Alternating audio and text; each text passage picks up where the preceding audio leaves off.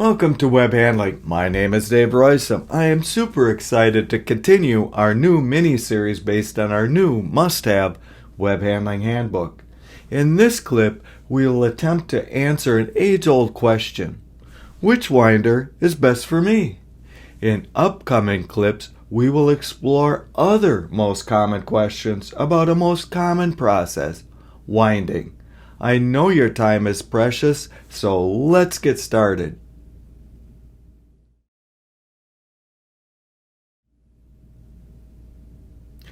As a subject matter expert who has been in about 1,000 plants and has seen about 10,000 winders, one of the most common questions I get is along the lines of, which winder is best for me? What this usually means is something like, is Atlas better than Duesenberry, or a dozen other duplex winder builders? Or is Perini better than PCMC for bath tissue? Or is Valmet better than Voith for two-drum winders? And on and on and on.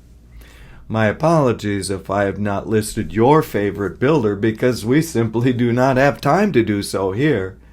Because there are more than 100 winder builders that you can easily find in trade directories or with an online search.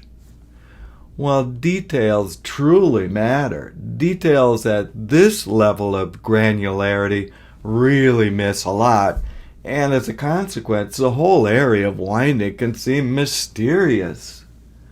What I want to do here is to step back just a bit so that you are better able to answer which is best type questions.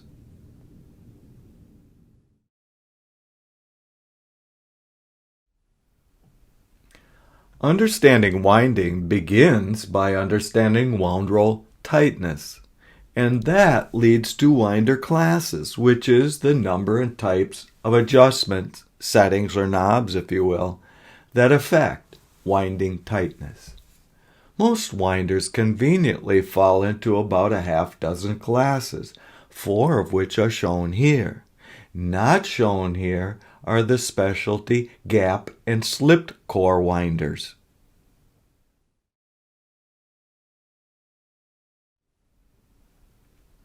There are as many as 4 different independent adjustments or knobs on your winder that affects winding tightness. These are known as the TNTs of winding, or tension, nip, center surface wind torque differential, and finally, speed. Speed is given in small case because only some applications are speed dependent. Those are when the web is simultaneously not slow, not narrow, and not rough. Of course, the web handlers would know exactly why, which is due to the mechanics of air entrainment. These concepts are covered in chapter-length details in our new book and elsewhere, so there is no need to do that here.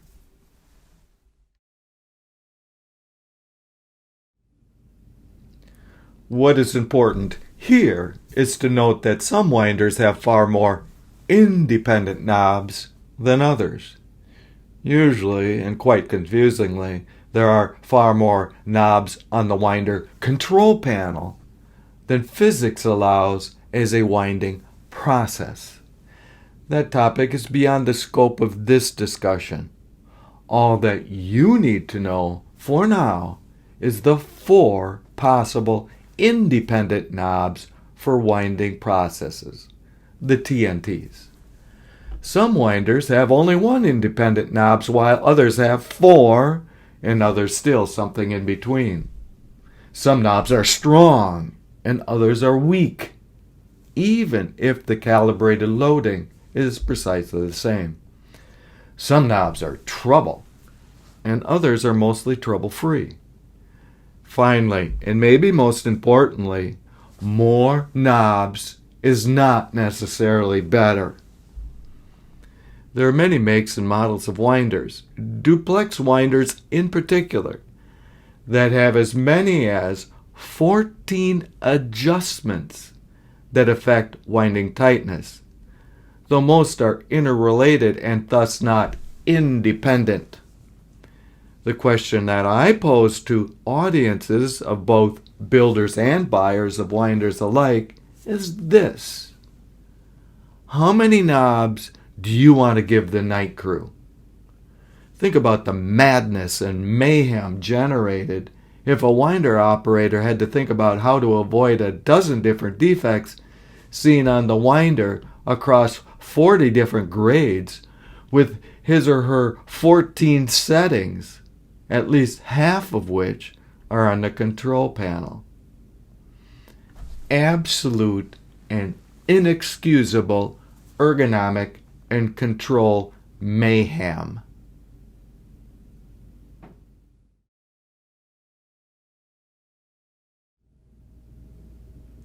That leads us to the first key concept in winder selection and winder control operation. That is, aside from the obvious making of wound rolls, all winders do is create tightness. Unfortunately, they also, on occasion, create defects along the way. There is no difference in principle, for example, between tightness created by tension and tightness created by nip. Tightness is tightness, and either knob creates tightness, and tightness is measured in the same way and has the same units as we will cover in the next clip. Thus, as this general illustration from our book shows, the range of tightness depends on the class of your winder, everything else being equal, such as motor power and cylinder size. At the limited end, the center wind is only a 1 or 2 knob winder if you count speed. At the expanded end, we see the 3 or 4 knob center surface winder can cover a wider range. But this range is only expanded on the high end, not on the low end. Finally, the surface winder, common in paper, nonwovens, rubber, textiles, and other applications, is limited on both ends. You cannot make super loose and perhaps not super tight, though it can make rolls tighter than a pure center wind. The reason for this limited range are too involved here, but are well covered in our new book and my Web 101 courses. What is important to conclude here is that if you only have a medium tightness need, then the simple winder is best.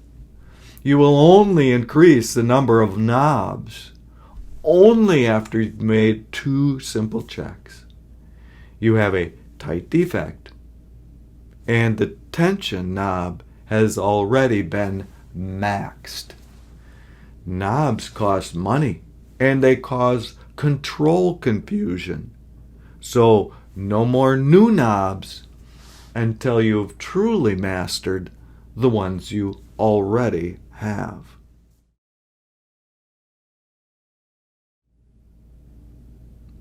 If you understand the previous key pillar of winding science, then you can better understand how to use your knobs to reduce defects. If tension is giving you trouble, such as web breaks as just one example, then you can decrease tension and in its place increase the nip. At the end of the day, you have equal wound roll tightness but with less web breaks. If nip is giving you trouble, as it often will, especially with thickness profile variation, then you can decrease the nip and increase the tension to make up for it. At the end of the day, you will have equal wound roll tightness, but with less corrugations, as just one example. Finally, if you understand this key pillar of winding science, you would use any and all knobs to the extent possible to increase tightness if, for example, you had a loose roll defect, and vice versa. An important question that is too complicated to answer here but is answered in chapter-length detail is which knob is strongest. As it turns out, nip is often the strongest knob, pound for pound and kilogram for kilogram, all else being equal.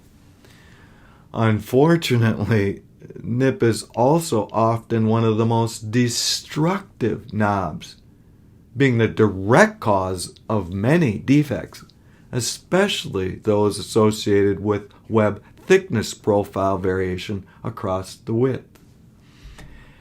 Thus, as a general rule, nip should be the gold-plated knob, the first to calibrate, and the first to measure resolution, and the first to turn to for helping with many defects.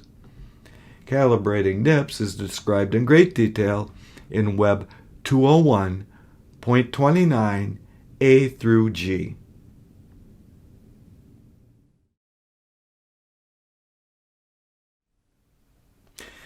There is just one last complication to consider before we choose our new winder or choose our winder control settings.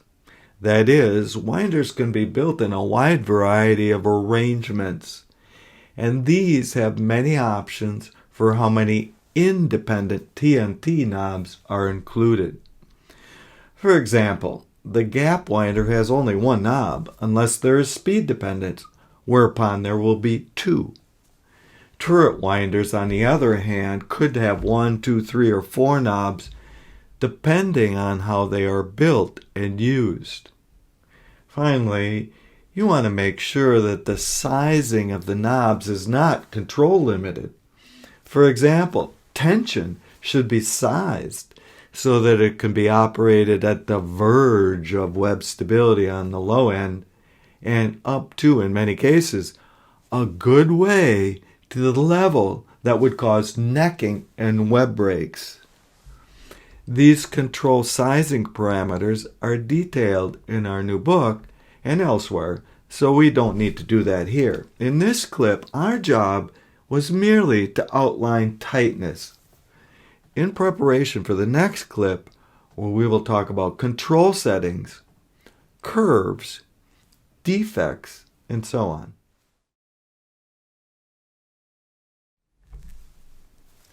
I know this was a lot to throw at you in a short clip. However, these concepts are absolutely vital to understanding winders, winding, and wound roll defects. For those wishing to learn more, take heart. Winding is easily the best documented of the web handling sciences. Some would even say too well documented. For example, if you enter wind into the free and easy Roysum database search tool by APITTA, you would find about 1,000 articles, columns, conference papers, and theses on the subject. There are about a dozen books on the subject. Obviously, reading any of these would not be a great way to start learning the subject. Instead, let me suggest that by far the quickest and easiest way to learn winding is in one module of my award-winning and trademarked Web 101 class that has been taken by 5,000 students just like you. In an hour or two, you will learn most of the key concepts that you need to go about your winding business. For those needing more, I teach a 2-day advanced winding course.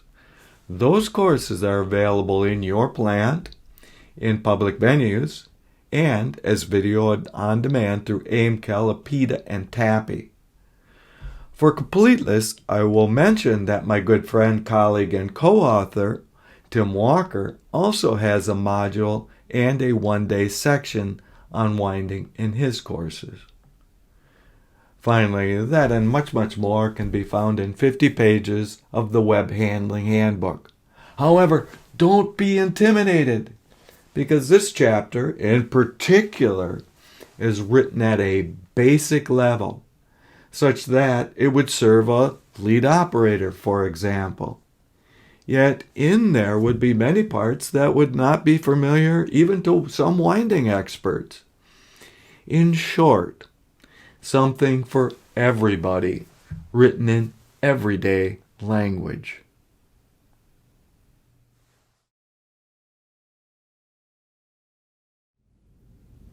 Thank you so very much for joining me in this mini-series showcasing some of the crown jewels of our new book. Stay tuned for the next clip where we will continue our tour of our new book by answering another most common winding question. What curve or taper setting is best for me? If you have a topic you would like to hear about, let me know in the comments section below. If you found anything interesting or useful here, please like and share and subscribe. See you next time.